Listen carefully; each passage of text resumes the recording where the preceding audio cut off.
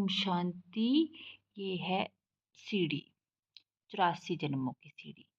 तो हमारे 84 लाख जन्म नहीं, सिर्फ 84 जन्म होते हैं, जो कि 5000 वर्ष में टोटल 84 जन्म होते हैं। 84 जन्मों में सबसे पहले ये सृष्टि नई थी, सतयुग था। देवी देवताओं की दुनिया थी, जहाँ पर राधा कृष्ण वहाँ के पहले पहले राजकुमार राजकुमारी थे। और फिर जब उनकी शादी होती है तो वो लक्ष्मी नारायण बन पूरे विश्व पर राज्य करते हैं। तो यहाँ पर 8 राधा कृष्ण और 8 लक्ष्मी नारायण बनते हैं। उनके बच्चे फिर वो राधा कृष्ण होंगे, फिर उनके बच्चे फिर वो। जिस तरह 8 गति लक्ष्मी नारायण की होती हैं, 8 राधा कृष्ण होते हैं, इसलिए जन्म अष्टमी कहते हैं। तो ये दुनिया पहले नई दुनिया थी, सतयुग, जिसे सोने का दिखाया हुआ है। यहाँ आत्मा सोने की थी, उसमें जरा भी पतित पना नहीं था, पावन थी, इसलिए उसे सोने समान कहा गया है।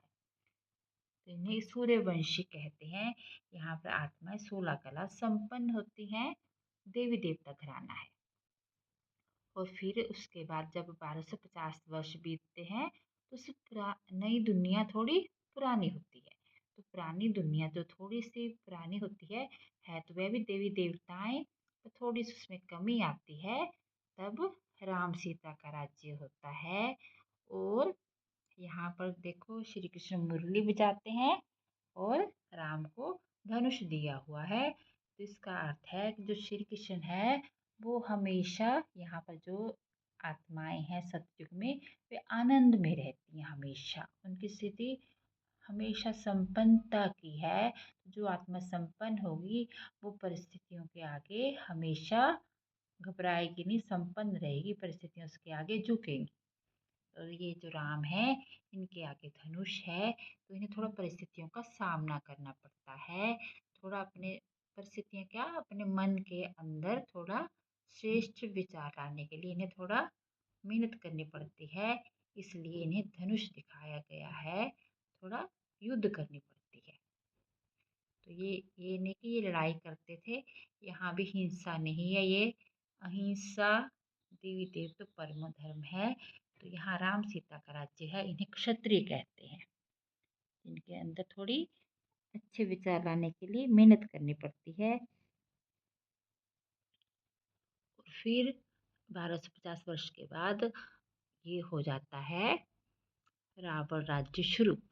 तो रावण राज्य इसलिए कहा जाता है, यहाँ पर आत्मा थोड़ा उसमें विकारों की प्रवेशता हो जाती है। यहाँ पर आत्मा ही शरीर के द्वारा कर्म करती है। तो आत्मा जब पावन है तो देवी देवताएं हैं संपूर्ण पावन। थोड़ा उसमें कमी आती है तो यहाँ पर चंद्रवंशी बन जाते हैं, पर ये भी देवी देवता यहाँ भी सुख है। और यहाँ पर टोटल होते हैं 12 जन्म। और यहाँ पर फिर जब आत्मा जन्म लेते लेते यहाँ पर पहुँचती है द्वापर युग में। तो ये ब्रह्मा का दिन है, ये 2 युग ब्रह्मा का दिन है। फिर द्वापर युग जब शुरू होता है तो ब्रह्मा की रात शुरू हो जाती है। क्यों, यहाँ पर दुखों की शुरुआत हो जाती है, विकार यहाँ पर जन्म ले लेते हैं, आत्मा में प्रवेश हो जाता है विकारों का। क्योंकि जैसे जैसे आत्मा शरीर द्वारा कर्म करते करते जन्म मरण के चक्कर में आती है तो उसमें विकारों की प्रवेशता हो जाती है, उसकी शक्तियाँ कम हो जाती हैं। और जब शक्तियाँ कम हुई तो फिर वह दुखी शांत हुई और उसने पूजा की, भगवान को याद किया। तो सबसे पहले शिव परमात्मा की ही भक्ति पूजा शुरू होती है।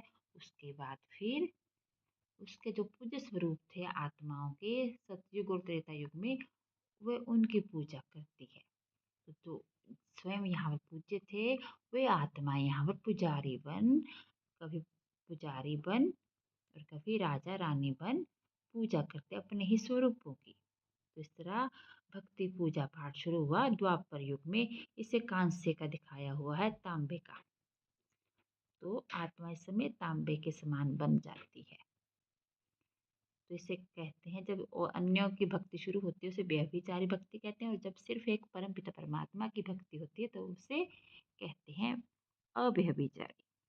और ये आ जाता है 1250 वर्ष बाद कलियुग। तो यहाँ पर आत्मा को कहते हैं वैश्यवंशी और रजो प्रधान स्थिति होती है आत्मा की।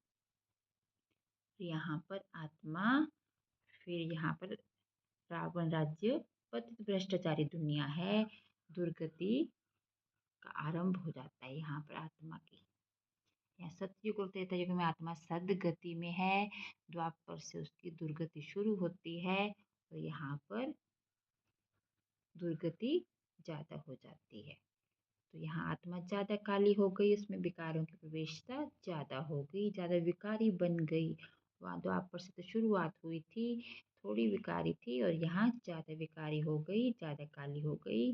फिर क्या हुआ, उसकी बुद्धि भ्रष्ट हो गई, पतित हो गई, उसकी अकल चली गई और फिर वो अन्य देवी देवताओं को भी पूजा करने लगी, हनुमान की, श्री गणेश की। और फिर उसने पांच तत्वों की पूजा शुरू कर दी, अग्नि की पूजा, पेड़ पौधों की, इनको भी अपने से ऊंच लगी मानने। फिर तपस्या भी लगी करने और फिर यहाँ पर आत्मा ज्यादा विकारी होने के कारण कला कलेश लगे होने और अंत में सृष्टि सभी आत्माएं आ जाती हैं, जनसंख्या बढ़ जाती है, सभी धर्मों की आत्माएं सृष्टि पर आ जाती हैं। फिर ये शांति की पुकार के लिए साधु समाज बैठते हैं और शांति सम्मेलन किए जाते हैं कि विश्व में शांति हो। और भारत इस समय इतना गरीब हो गया कि विदेशों से उसे धन मांगना पड़ता है और अंत में इस भ्रष्टाचारी दुनिया का विनाश हो जाता है जब परमपिता परमात्मा आकर हम आत्मा को ये सारे सृष्टि चक्र का ज्ञान देते हैं। तो ये आत्माएं कलयुगांत में ही परमात्मा ब्रह्मा द्वारा ब्राह्मण रचते हैं और ये ब्राह्मण ही फिर देवी देवताएं, फिर से देवी देवताएं बनेंगे और अन्य आत्माएं जो है वो भी सब परमात्मा के साथ परम धाम में जाएंगी। ये है परम धाम।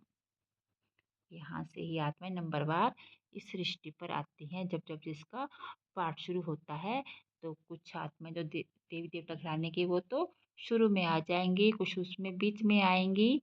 तो ऐसे हर एक आत्मा अपने पाठ अनुसार जैसे जैसे उसका पाठ शुरू होता है सृष्टि ड्रामा में उतरती जाती है और ये सिर्फ भारत की कहानी बताई हुई है इसमें। बाकी धर्मों की आत्माएं द्वापर युग से आती हैं और सतयुग और त्रेता युग में सिर्फ देवी देवता धर्म होता है। ओम शांति।